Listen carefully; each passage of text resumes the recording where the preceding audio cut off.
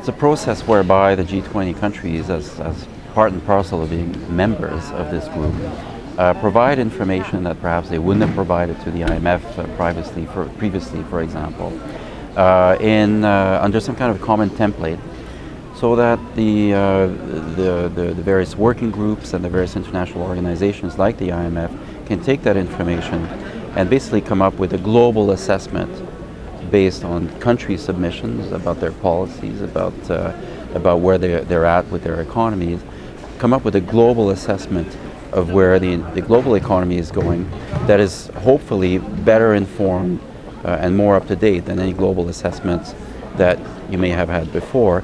And that's the basis on which the G20 then conducts these kinds of meetings and negotiations.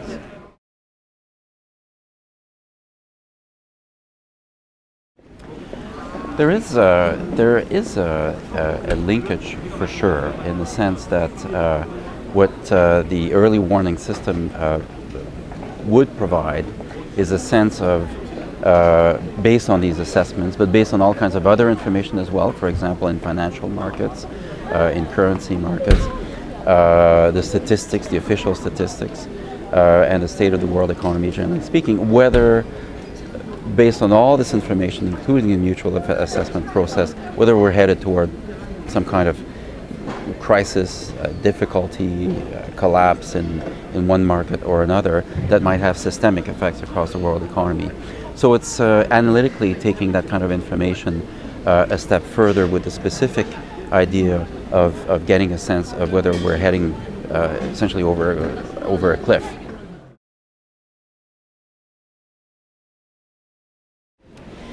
Early warning, it's very, very difficult to implement that kind of a system. It's not like it hasn't been tried before analytically. Often what happens is that the early warning systems are based on history, what you know about how past crises have come about. And you know, you have had warnings by some people about the crisis in 2007, 2008. It's just the question is whether their model is believed as opposed to another model. So you get into something that's actually quite esoteric and contentious about whether you are in fact headed towards a crisis. There's not a single model that everybody would accept, and then by the time you have the crisis, then you can say, haha, that's why it happened. But you know, was early warning really effective? That is a question that I think in the past has been answered mostly in the negative. But you can try, and you can try to do a better job, and you can have a kind of an official system that's linked to the G20, that if there is an early warning signal, that the G20 at least would have to respond to that and collectively say, no, we've really looked at this and there is no crisis coming, or yes, we've looked at this and this is what we're going to do about it. So it's another try at it.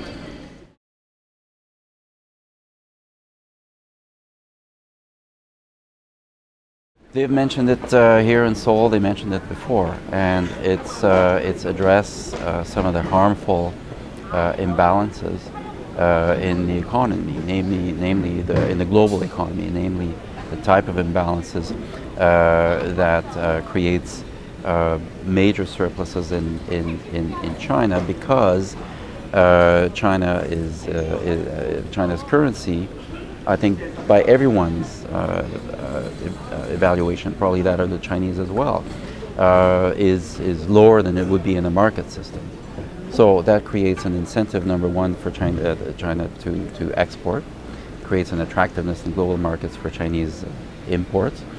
But what it doesn't do is allow China to develop where it should be developing, with a stronger middle class, with higher purchasing power for the middle class there, because for one thing, it hinders imports, creates vast surpluses for China. Those surpluses have to be recycled one way or another.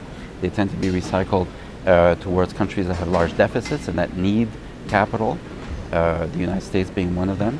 And then when those countries don't use capital very effectively, as the US didn't do prior to the crisis, investing massive amounts in the housing markets, which turned out not to be extremely counterproductive to the economy, then it's a lose-lose proposition. You get cheap capital to the US from the Chinese, but it's completely allocated towards very unproductive uses. It hurts the US, it hurts the Chinese, but they're both locked in that dance where, you know, China provides cheap capital because they don't want to let go of their export-oriented economy, and they're still essentially clamping down on imports. So they generate these surpluses. When you think about it, it's complete nonsense for an economy that is still developing like China to actually provide capital to the advanced economies. You know, normally that's a right there. It's a sign that something is really not working very well in terms of allocation of capital in the world economy. And misallocation of capital is essentially the biggest enemy of growth. It's basically a waste, and that's just one example. There are others within Europe, for example. There are others between developing economies and rich economies, and that's all due to various distortions, such as foreign exchange policies, and that is the essential enemy of growth.